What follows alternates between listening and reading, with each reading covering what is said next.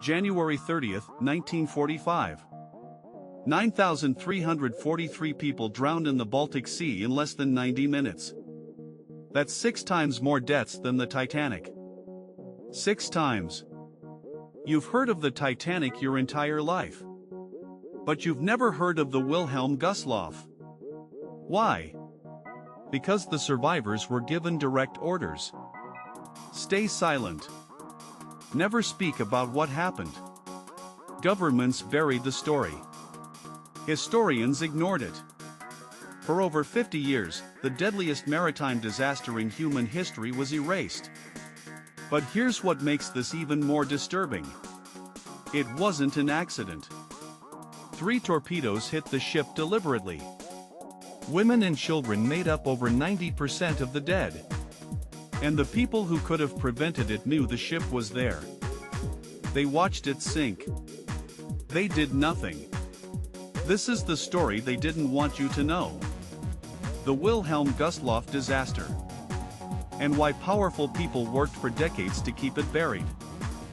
The Wilhelm Gustloff was a German cruise liner. Built in 1937. 684 feet long.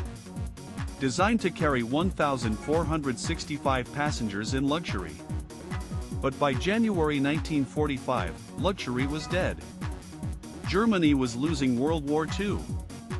Fast.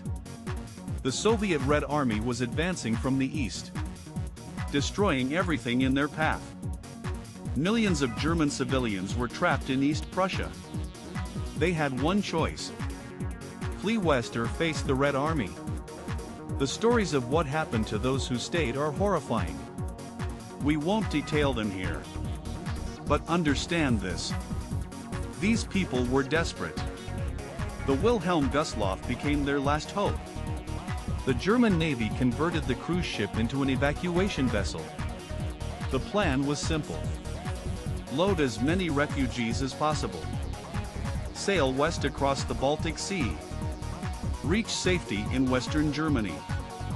On January 30th, the Gustloff sat in the port of Gotenhafen, now called Gdynia, Poland. The official capacity was 1,465 people. Want to know how many boarded? Over 10,600. That's not a typo. 10,600 people crammed onto a ship built for 1,465.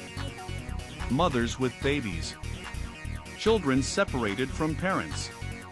Elderly civilians. Wounded soldiers.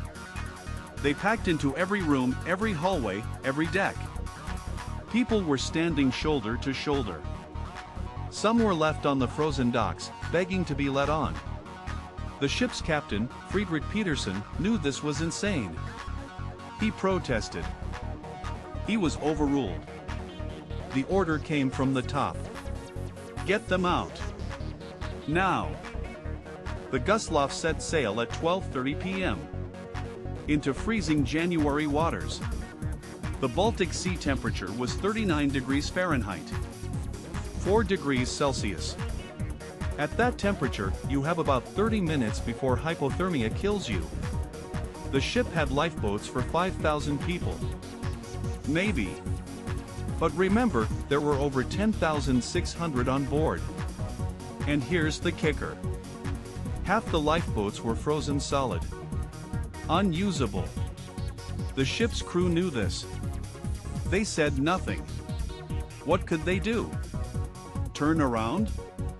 There was nowhere to go. The Gustloff sailed in a convoy with 2 other ships. But mechanical problems forced it to continue alone. No escort. No protection. Just a massive, slow-moving target. Now here's where it gets worse. A Soviet submarine was patrolling those exact waters. The S-13. Commanded by Alexander Marinesko. Soviet naval records show he'd been tracking German ship movements for days. At 9:08 p.m., Marinesko spotted the Gustloff. He saw the lights. The ship was lit up like a Christmas tree. Why? Because another German vessel was nearby and they needed to avoid collision. The Gustloff had become visible to every threat in the Baltic. Marinesco gave the order. Fire all torpedoes. At 9:16 p.m., 3 torpedoes slammed into the Gustloff's port side. The first hit the bow. The second struck directly below the empty swimming pool. The third tore into the engine room. The ship lost all power instantly. Total darkness.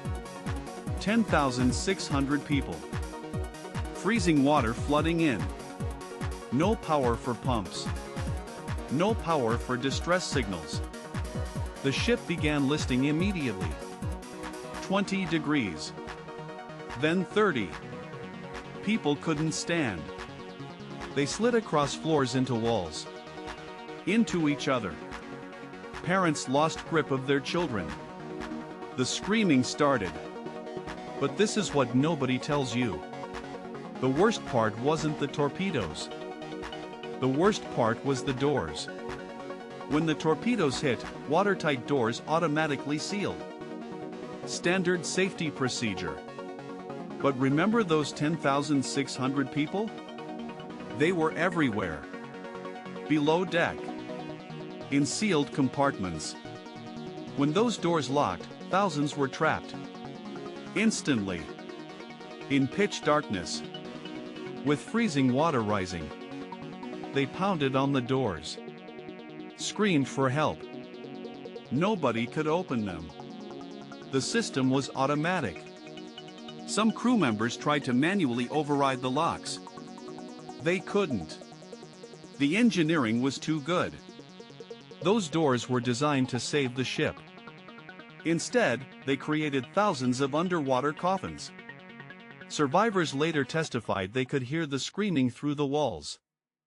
4 minutes. Then silence. The Gustloff sank in 45 minutes. That's faster than the Titanic, which took 2 hours and 40 minutes. People who made it to the deck faced an impossible choice. Stay on the tilting ship or jump into 39-degree water. Most jumped. They died in minutes. The lucky ones drowned quickly. Others froze while still conscious. Rescue ships arrived hours later. They pulled bodies from the water. Most were children. Final death toll, 9,343 people. Only 1,239 survived. It remains the deadliest maritime disaster in recorded history. More deaths than the Titanic, Lusitania, and Empress of Ireland combined.